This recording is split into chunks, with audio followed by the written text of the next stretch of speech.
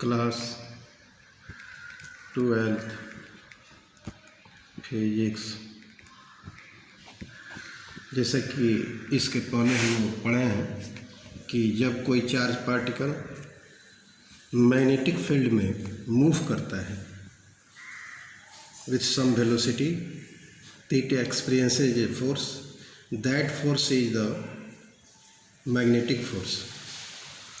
और जब कोई चार्ज पार्टिकल मैग्नेटिक फील्ड और इलेक्ट्रोस्टैटिक फील्ड दोनों में कंबाइंड रूप से मूव करता है तो उस समय जो फोर्स अर्थात नेट फोर्स जो होता है उस चार्ज पार्टिकल के द्वारा महसूस किए गए नेट फोर्स जो होता है उसको हम लोग मैग्नेटिक लॉरेंज फोर्स कहते हैं। आपने देख लिया कि एक चार्ज के कारण जो मैग्नेटिक फोर्स अनुभव किया जाता है वह मैग्नेटिक फोर्स Fm बराबर आपको हमने बताया था charge into cross product of magnet velocity and the magnetic field, क्या इतना आया था। अब हम लोग ज्ञात करेंगे magnetic force on A current carrying conductor placed in uniform magnetic. तो इसमें क्या होता है, कंडक्टर बहुत से इलेक्ट्रॉन से मिलकर large number of free electrons होते हैं, they are the charge carriers. तो एक चार्ज पर जब निकाल लिए फोर्स तो उसी तरह कंडक्टर का भी आप निकाल सकते हो। अर्थात यह एग्जाम में आता भी है कि force on A current carrying conductor placed in a uniform magnetic field, uniform magnetic field. अर्थात जब किसी करंट कैरी कंडक्टर को मैग्नेटिक फील्ड में रखते हैं यूनिफॉर्म में तो फोर्स का अनुभव करता है। वह फोर्स कितना होगा इसी का हम लोग मान ज्ञात करेंगे। जैसे मान लो एक हम कंडक्टर लेते हैं, ठीक है, एक कंडक्टर हो गया। कंडक्टर यूनिफॉर्म मैग्नेटिक फील्ड में,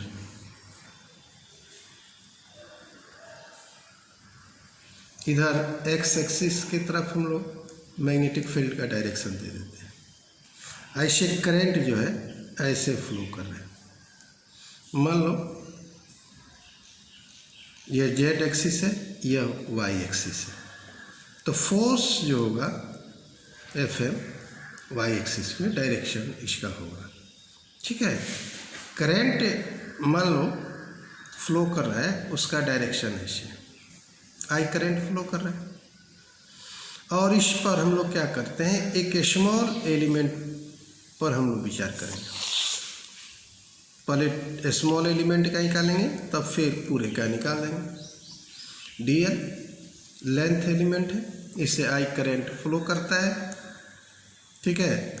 अब देखो अर्थात यह क्लियर है कि जैसे करंट फ्लो करेगा these electrons move with drift velocity in a direction opposite to the direction of conventional current I, ठीक है ना। तो electron moving in an uniform magnetic field experience a deflecting force which is transmitted to the conductor. तो अब देखो मान low consider, एक दो लाइन लिख देते हैं, एक conductor of length L carrying current I in magnetic field, uniform magnetic field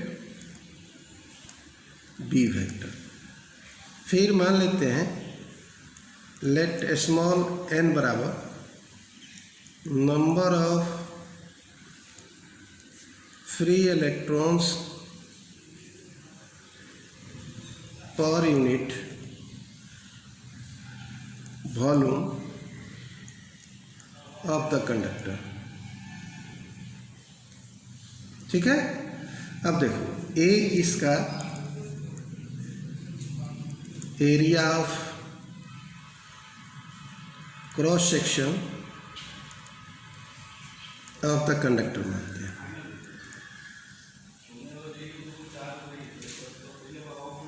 ठीक है, अब देखो मैग्नेटिक फोर्स आप जानते हो, मैग्नेटिक फोर्स एक्सपीरियंस या acting on an electron.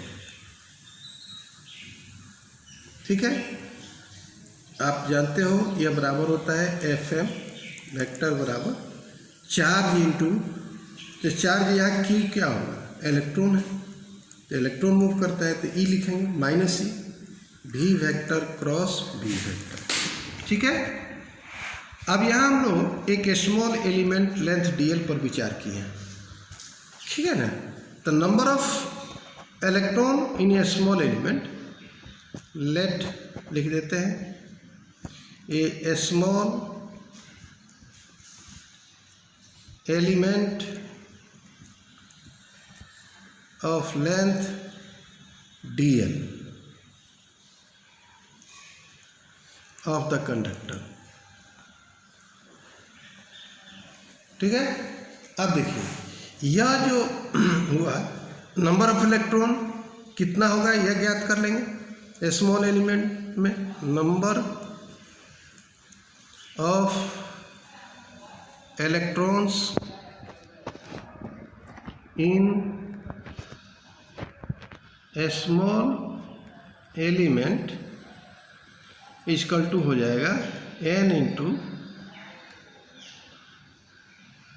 Volume of the conductor. क्योंकि n हम लोग क्या माने हैं, number of electrons per unit volume माने हैं, तो उसको वॉल्यूम ऑफ द कंडक्टर से गुना करेंगे तो number of electrons in the small element ज्ञात हो जाएगा, अर्थात n। अब वॉल्यूम हो गया इसका area into length dl, multiply कर दिए। अब देखो फोर्स एक्सपीरियंस्ड बाय ए स्मॉल एलिमेंट, वह कितना होगा, छोटा सा स्मॉल एलिमेंट है तो फोर्स भी छोटा लेंगे, DFM equal to NaDl, number of electron हो गया, और FM यह फोर्स का मान से मल्टीप्लाई कर दें तो यह कितना आ गया NaDl, FF का मतलब हो गया माइनस ई भी क्रॉस बी वेक्टर। ठीक है, अर्थात इसको ऐसे भी लिख सकते हैं माइनस NaDl इंटू ई भी क्रॉस बी वेक्टर। ठीक है ना, और आप जानते हो कि ड्रिफ्ट वेलोसिटी Vd, या चूँकि इलेक्ट्रॉन ड्रिफ्ट भी करता है तो ड्रिफ्ट वेलोसिटी आप जानते हो कि ड्रिफ्ट वेलोसिटी बराबर क्या लिख सकते हैं, तो v बराबर क्या लिखेंगे आप जानते हो rate of change of displacement with respect to time, ऐसे लिख दी।